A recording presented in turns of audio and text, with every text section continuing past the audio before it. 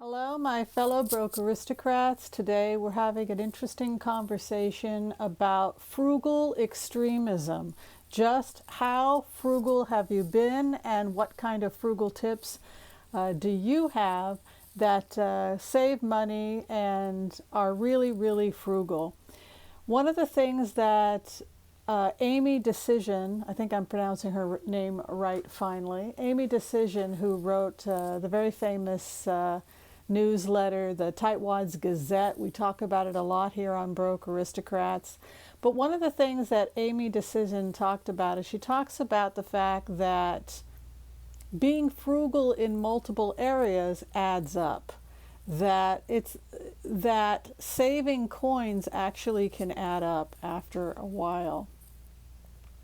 I would argue that increasing salary is even more important, that wealthy people tend to have larger salaries. But I do think that extreme frugality does have merit, particularly when you're drowning in debt and when you've been doing things the old way, where the amount of money you're spending every month is greater than the amount of money that's coming in. If you find yourself in a pickle and you're drowning in debt, then extreme frugality is only one side of the coin.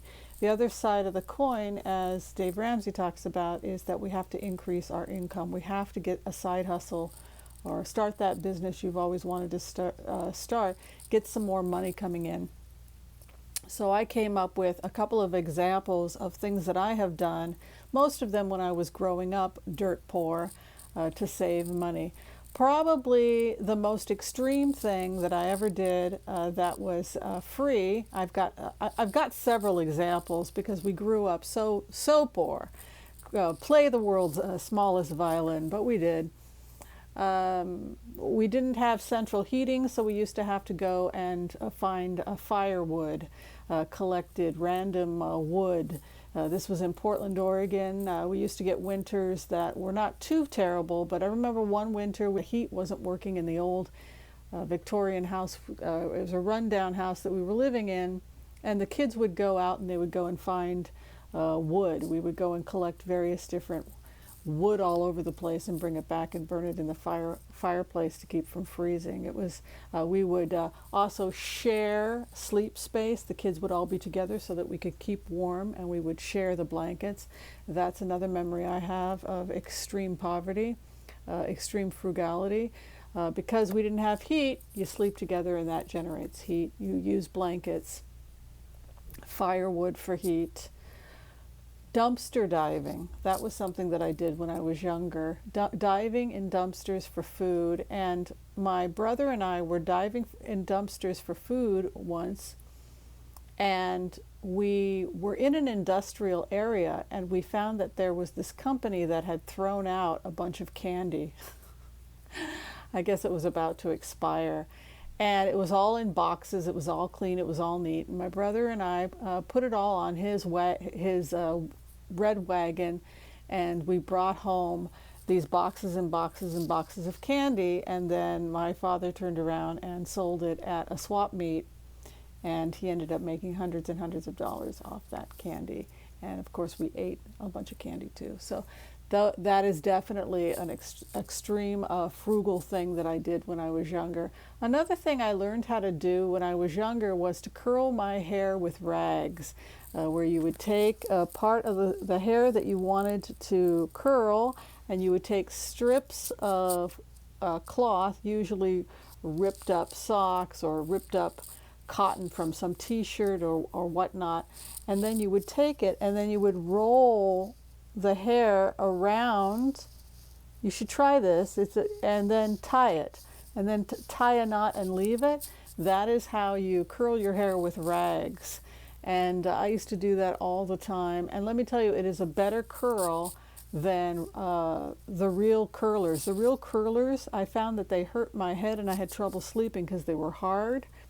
But then when I tried the rags, I actually slept much, much better in rags than I did with those hard curlers. I've definitely done that to save money. Other things that I've done to save money that I still do to this day is I measure out shampoo. I buy the best quality shampoo I can for the least amount of money. Sometimes that means going to Trader Joe's and buying their shampoo, or sometimes it means popping into a 99-cent store.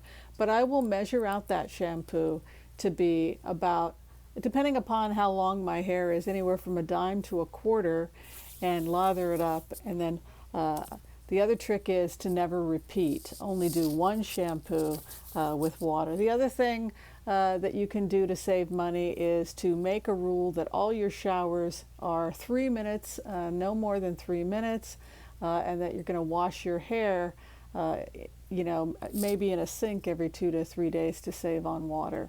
That's another thing I've done.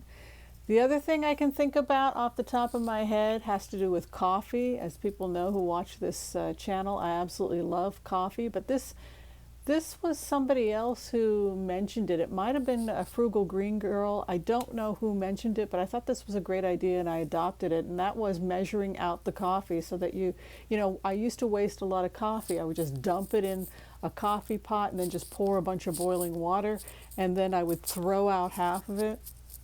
And I would go through coffee really, really quickly. And I like the good quality coffee. I love Peet's coffee. I tend to buy it when it's on sale. Gelson's usually offers a sale about once a month on Peet's coffee. And it gets down to like $7, $7.99, the same as the Trader Joe's. And when that happens, I go in and I snatch a bunch of Peet's coffee because I think it's such a great coffee. But now I'm a little bit more mindful. I will measure it out, and then I will boil approximately 2 cups so that that coffee is able to last a lot longer. Okay, so those are just some extreme frugal tips of things that I've done to save rent. I had 2 more actually now that my father taught me 2 more. One was to never throw out tea bags when you're done with them.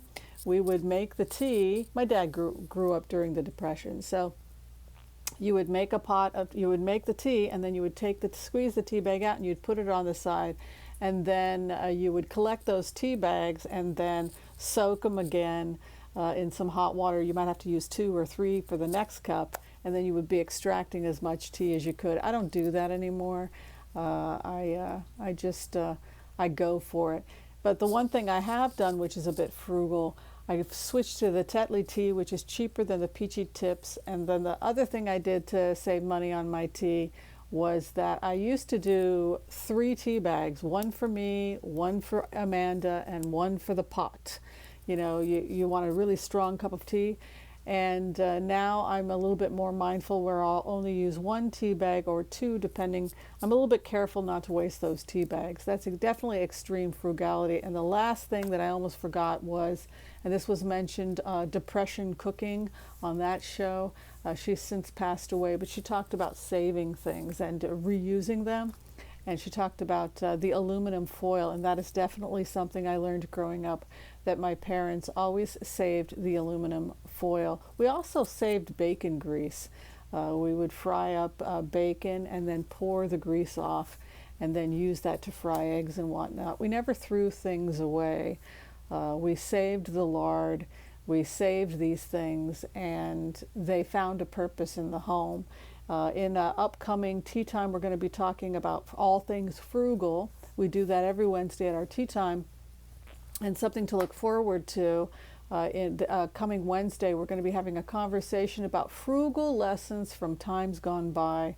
And the time period we're going to be dealing with is one of my favorites, and that is the Victorians. The Victorians of England, but also the Victorians here of the United States. They did a lot of great things to use everything and to have zero waste homes. We learn a lot about those traditions by studying the Victorians. So, as is my way, on Wednesdays when we talk about frugal cultures, we'll be talking about the frugal lessons we can learn from traditional Victorian society.